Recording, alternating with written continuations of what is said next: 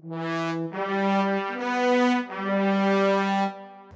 morning, USC. I'm Phoebe Murray. And I'm Hannah Perala. Coming up this morning, Hurricane Michael hit the Midlands yesterday. The effect it had on South Carolina and the surrounding states. It's that time of year. The South Carolina State Fair is back in Columbia. We have the details. And President Pastides announced his retirement last week, and we have the students' reactions. All that and more coming up on your Friday Morning Live. Live from the Kennedy Greenhouse Studio. Feel good. Feel informed. Feel Friday. This is Friday Morning Live.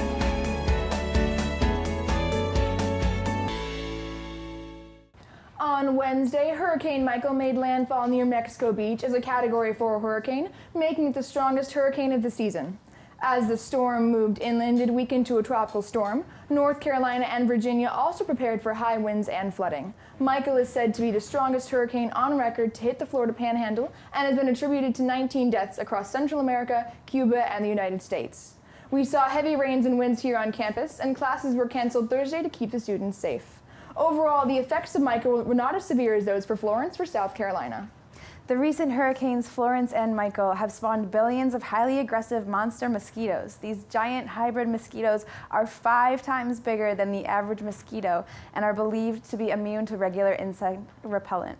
The eggs can lie dormant for years until the right kind of floodwaters come along. Then they hatch. Experts warn the pain of a bite from one of these mega mozzies, which can grow to more than 1 inch long, can feel like you are being stabbed with a needle. If you've eaten in the Russell House's new dining area, you may have experienced crowds or unusually long wait times. SGTV News 4 reporter Spencer Buckler sat down with Carolina Dining to see what they were doing about the issue. The new Russell House offers 12 new dining locations and a higher quality of food, but is it worth having to wait in a much longer line? Located at the heart of campus, the University of South Carolina's Russell House welcomes thousands of guests each week. Over this past summer, USC and Aramark, the company that owns Carolina Food Company, invested in a $9.5 million renovation that completely changed the layout of the Union's Grand Marketplace. The renovation included the addition of new restaurants. The brands that we've selected are, very popular with the students. And includes more space for students to enjoy their meals. We were able to add additional seating, it's about 250 additional seats. And with the new restaurants, there are more options than ever, with the ability to customize your orders at most locations. Students are able to get things made with the ingredients they like. But with better food comes a much worse wait. We went to Russell House at lunchtime to ask students what they thought of the new layout. One thing they all agreed on, the lines. I'm used to the old Russell, and I believe it was much more functional the way it used to be set up.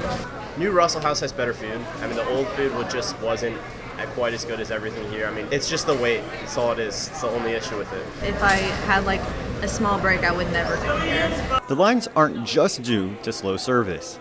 Carolina Food Company says there are over 5,000 more transactions in Russell House every week compared to last year. With us eliminating those meal zones, students just have the ability to use their meal plan when they want to. So we're seeing a lot more participation as well. After the initial wave of complaints, Carolina Dining released a statement saying they are, quote, diligently working to increase staffing and speed of service. What does that mean? Carolina Food Company has added more options to get in and out of Russell House faster, including Express Lane, where students can grab and go pre-made options, as well as integrating to Pingo at multiple locations. They've also hired and trained new employees. We have, hired additional students to work in our locations.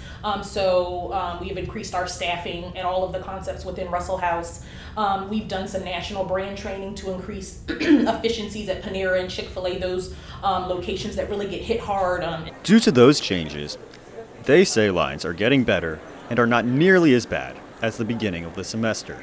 In looking at where we are today, in comparison to where we were the first week or two of school, has gotten significantly better, and the lines are much more manageable.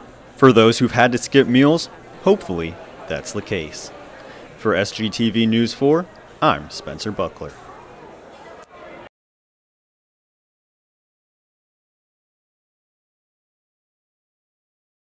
For more coverage of the latest campus news, follow at SGTV News 4 on Twitter and like our Facebook page.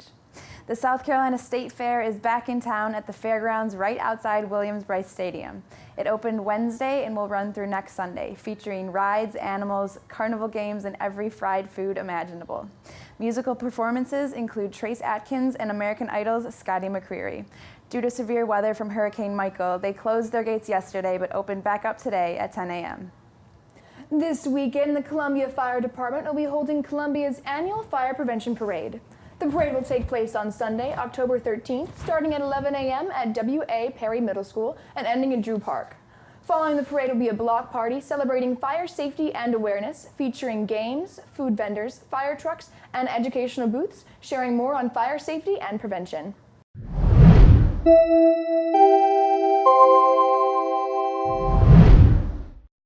Last week, President Pastides announced that him and his wife will be stepping down from their position next summer.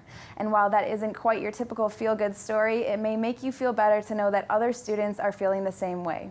SGTV News 4 reporter Ben Worry went out on the Green Street to see how students were reacting to the announcement. I'm Ben Worry with SGTV News 4, and we're out on Green Street asking people how they feel about President Pastides retiring next year. So how do you guys feel about President Pastides retiring next year? I'm so sad, It's a real dude. shame. I'm pretty bummed out about it. You know, everyone said he was a great guy. It's pretty upsetting. It's really sad. Pastides definitely the best president we've had here. I'm really sad because I am getting to enjoy him for 1 year only.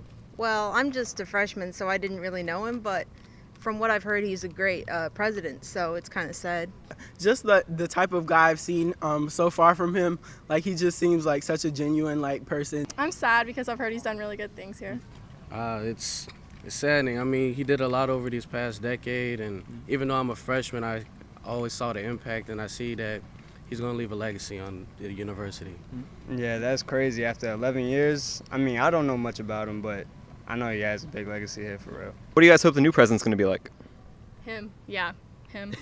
Should be pretty awesome, I think, you know. Should have the charismatic flow. I think he should be a guy who's open to hear from what the students have to say. I hope he can bring as much to the table as Pastides did. Probably someone like Pastides. I want them to be as open to, like, you know, talking to students on the streets just the way that Pastides was, you know, not only being the president, but, you know, being somebody that we can all come to, like, we see him, be like, hey, how you doing? Or see her, hey, how you doing? You know, be able to have that type of bond with them. What do you hope the next president of the university is going to be like?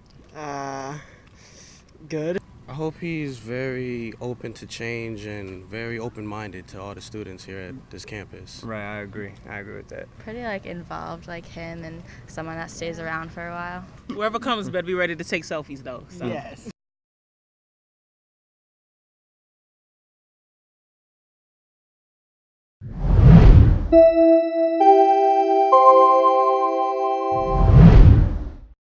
Wednesday, falling on National Mental Health Day, Selena Gomez checked herself into a mental health facility.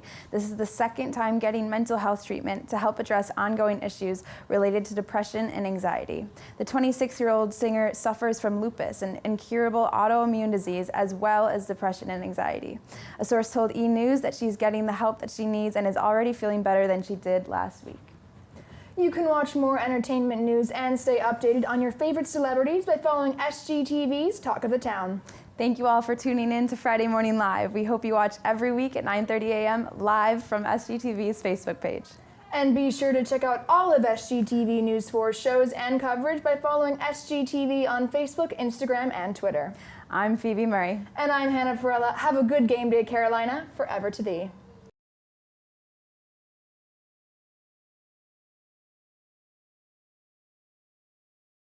Wow.